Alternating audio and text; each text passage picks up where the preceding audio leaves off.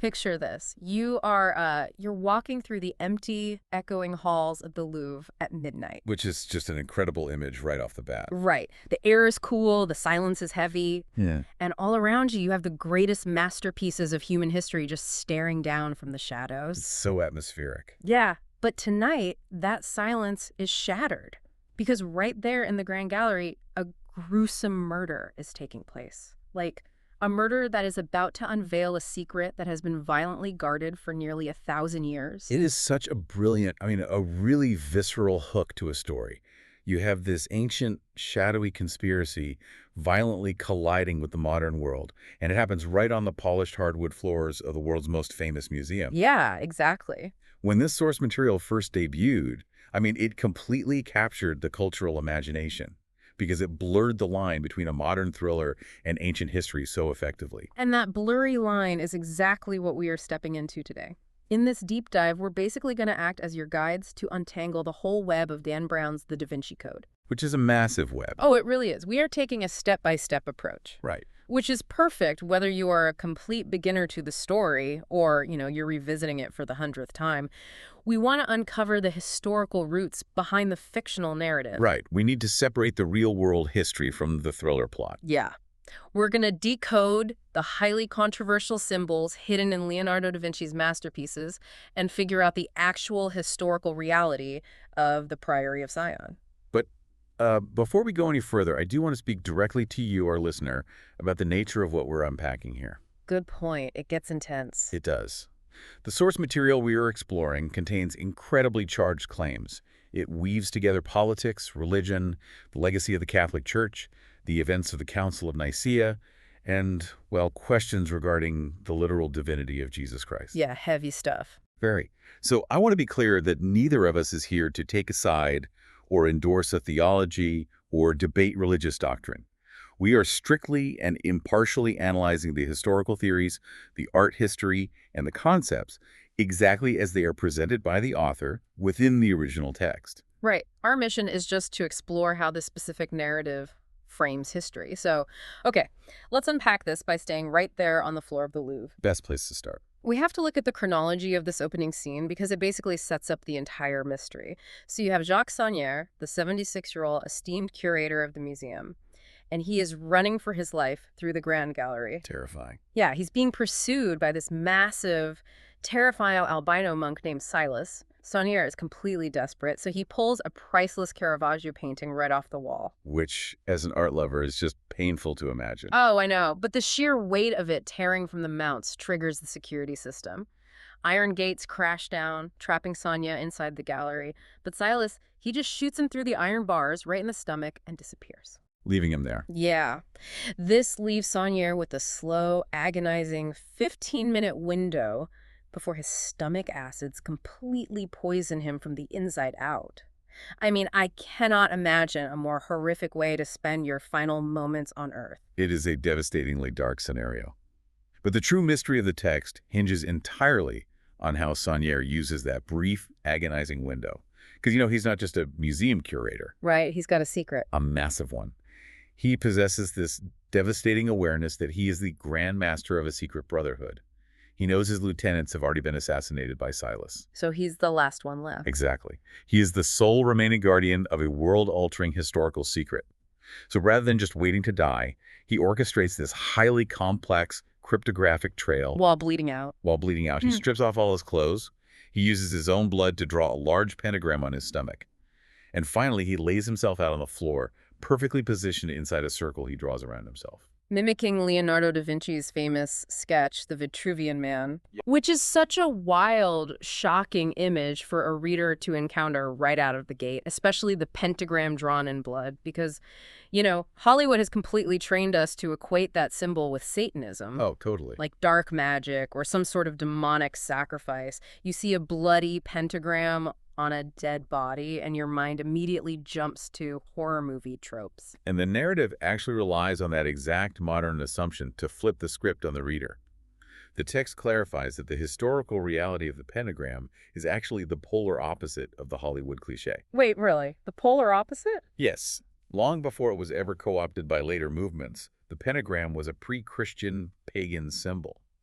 It represented nature worship and, most importantly, the sacred feminine. Okay, the sacred feminine. Right. It is deeply tied to Venus, the goddess of sexual love and beauty. But I guess my question is, how does a geometric shape connect to a planet, though? It comes down to ancient astronomy. The early sky watchers were just captivated by Venus because of its orbit. If you track the path of Venus across the ecliptic sky. The ecliptic sky. Yeah, that's essentially the apparent path the sun and planets seem to travel across our sky from our vantage point on Earth. If you track Venus, it does something remarkable. Every 4 years, its path traces a perfect 5-pointed star. Oh, wow. Because of this incredible celestial geometry, the pentagram became a symbol of perfection, beauty, and the divine feminine. Okay. That makes sense for the pentagram. Okay. But what about the Vitruvian man pose? I mean, I know it's a famous Da Vinci drawing of a man inside a circle and a square, but why recreate it in blood? Well, Da Vinci's Vitruvian Man is the ultimate study of human proportion, right? And it is directly tied to a mathematical concept called the golden ratio, or PHI, which is approximately 1.618. Right, the Golden ratio. Yeah. Da Vinci, along with other early scientists and artists, discovered that the natural world, from the spirals of seashells to the human body, is constructed of building blocks whose proportional ratios consistently equal PHI. So it's about perfect proportions in nature. Exactly. By placing himself in this exact pose inside a circle, which historically represents a female symbol of protection, Sauniere is sending a very specific message. He is blending the mathematical perfection of nature with the harmony of the male and female forms. But, okay, I have to push back here, because this is the part that always trips me up. Why would a dying man, in excruciating pain, waste his final moments on a math lesson and an art history lecture? It does seem counterintuitive. It feels utterly insane. To prioritize geometry when you have 15 minutes to live, it's like leaving a highly encrypted digital breadcrumb trail, you know? But that is the perfect question to ask, because it highlights the transition from philosophy to practical cryptography. He isn't giving a lecture. He's providing a literal key to a lock. Oh, a key. Right. Alongside this bloody tableau, Sauniere writes a sequence of numbers on the floor in invisible ink. 13, 3, 2, 21, 1, 1, 8, 5. So just a random string of numbers. Not random at all.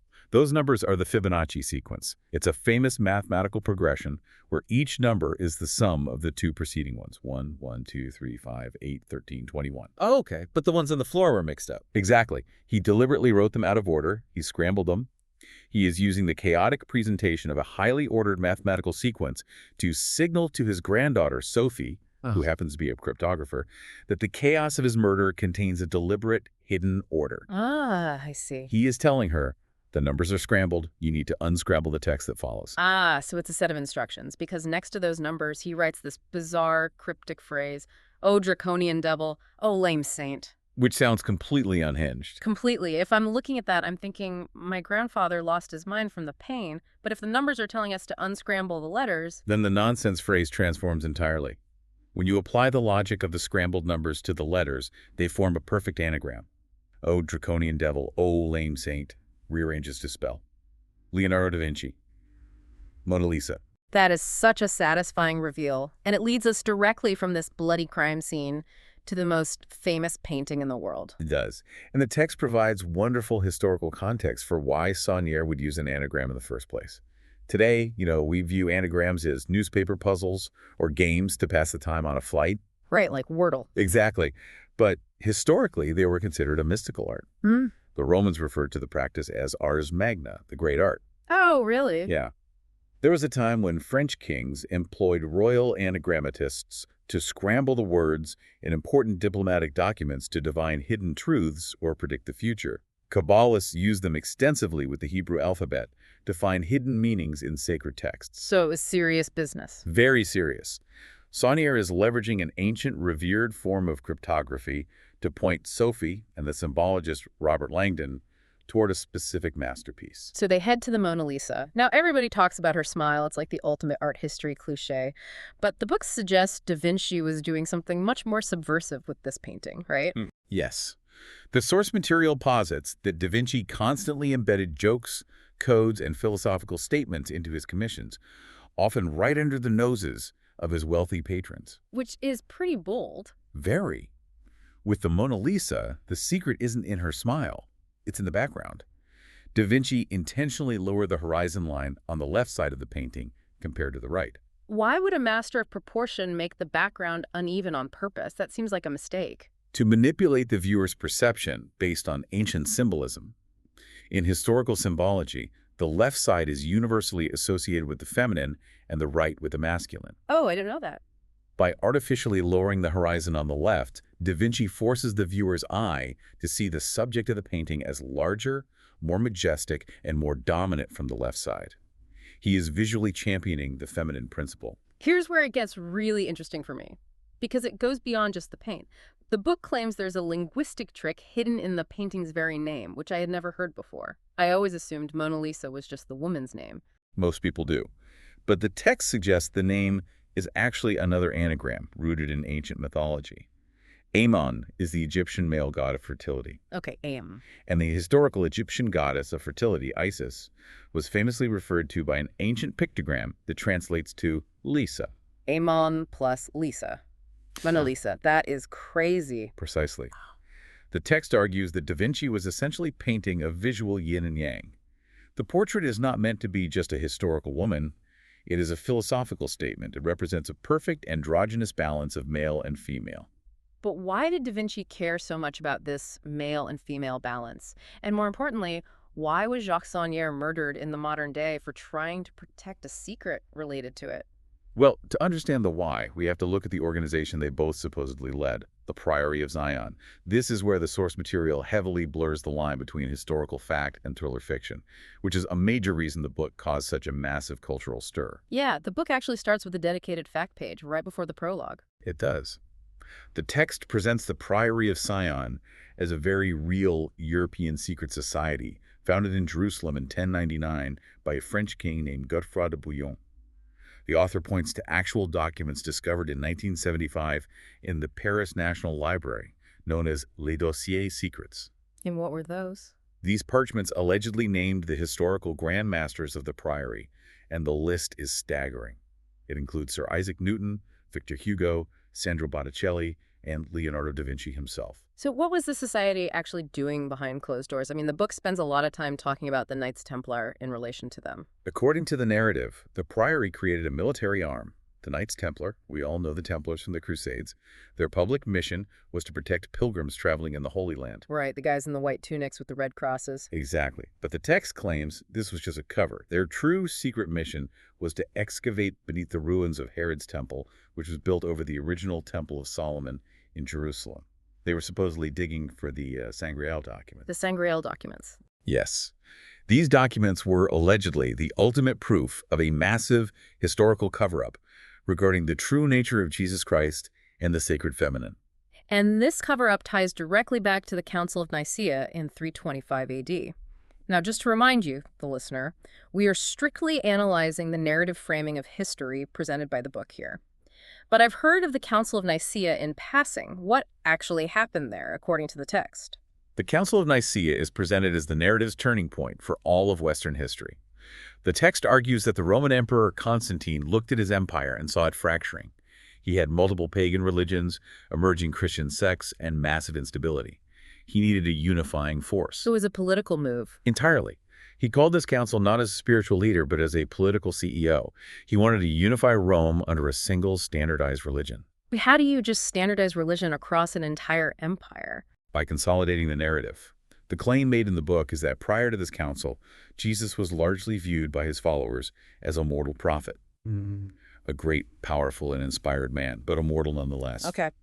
Constantine allegedly orchestrated a vote at Nicaea to officially transition Jesus' legacy into that of the divine Son of God. A literal vote. According to the text, yes.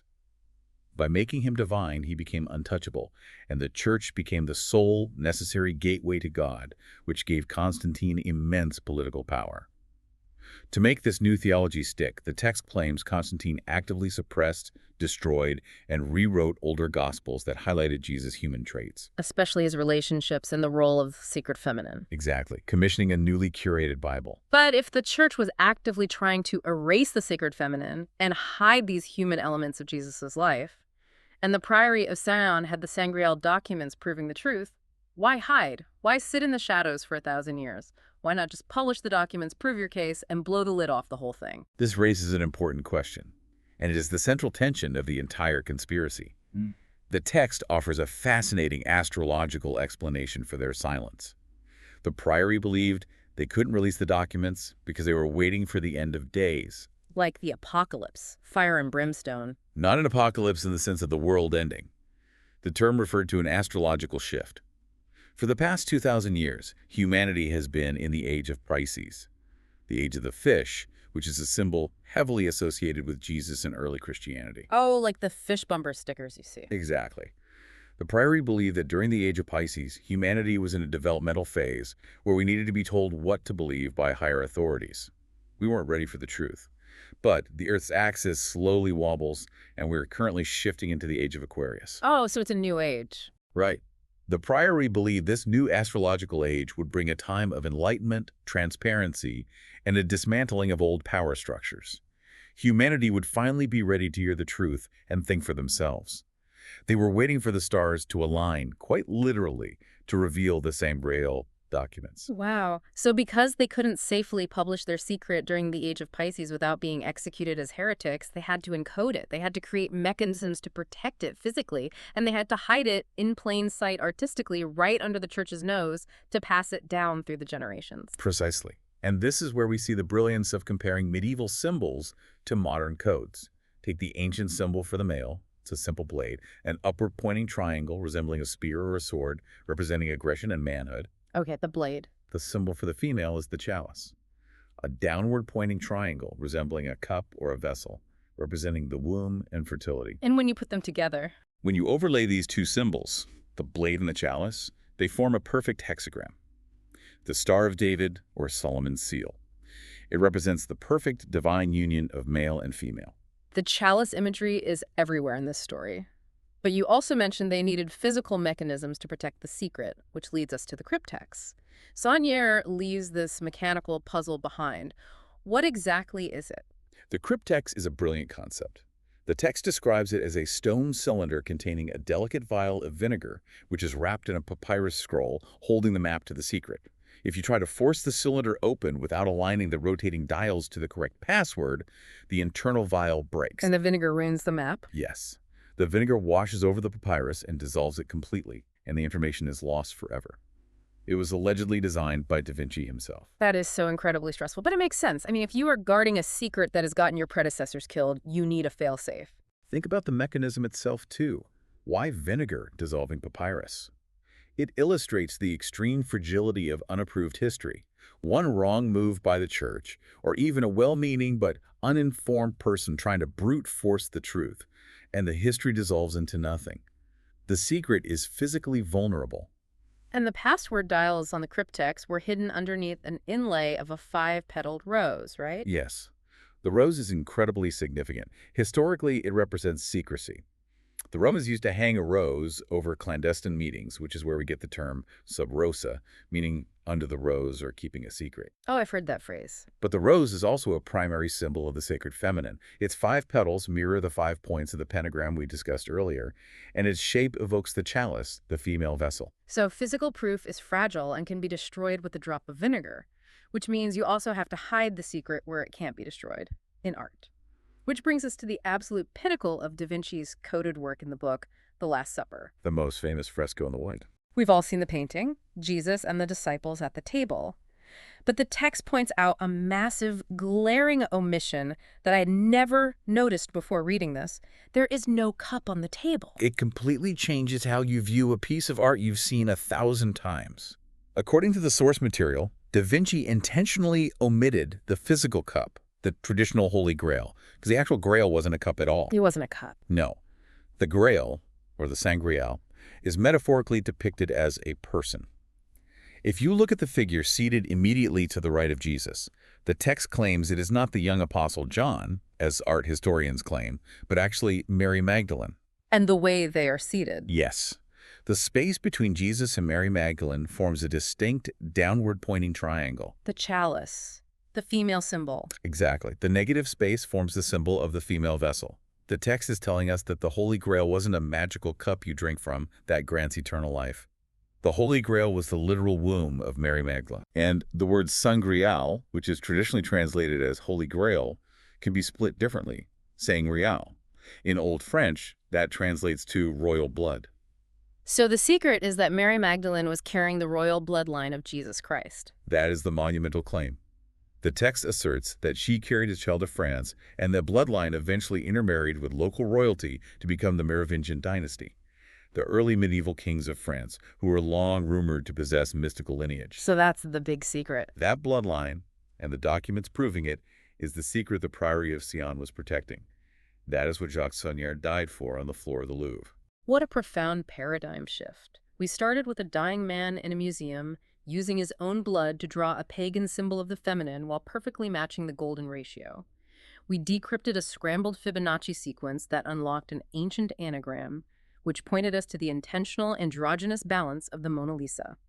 We dug under the ancient ruins of Solomon's temple with the Knights Templar to find lost gospels, and we ended up uncovering a massive, controversial code hidden in the negative space of the Last Supper. It is a narrative that fundamentally forces you to look at history, religion, and art through an entirely different lens. And I want to leave you with a final thought to mull over, building on this idea of hidden history. The source material spends a lot of time discussing how ancient symbols have been entirely rewritten, co-opted, and inverted by modern institutions. That's like the pentagram we talked about. Exactly. Originally a symbol of the divine feminine and the beautiful orbit of Venus, which was appropriated by military forces and is now painted on fighter jets as a symbol of war. Or consider the original Olympic rings, which were based on that same 4-year cycle of Venus before being modified into 5 interlocking rings to represent continents. It even bleeds into things we play with every day, like playing cards. That is perhaps the most ubiquitous example. The text notes that modern playing cards are derived from ancient tarot symbols representing the Grail legend. Spades are actually blades, swords representing the masculine, hearts are actually chalices, the feminine vessel. Mind blown. Diamonds represent pentacles or the goddess, and clubs represent royal scepters. The original medieval symbols are still there, literally right in our hands, but their meanings have been completely overwritten by time. So this raises an important question for you to consider. The next time you walk through a museum, watch a classic animated movie, or even just shuffle a deck of cards, what ancient forgotten truths are hiding in plain sight, just waiting for you to decipher them? I love that. It makes you realize that the world around us is just one giant puzzle box, waiting for someone with the right key to open it. Thank you for joining us on this deep dive into the hidden codes, historical mysteries, and the blurred lines between fiction and reality in the Da Vinci Code. Keep your eyes open, keep questioning the history you were handed, and the next time you find yourself in a quiet museum at midnight, watch your back.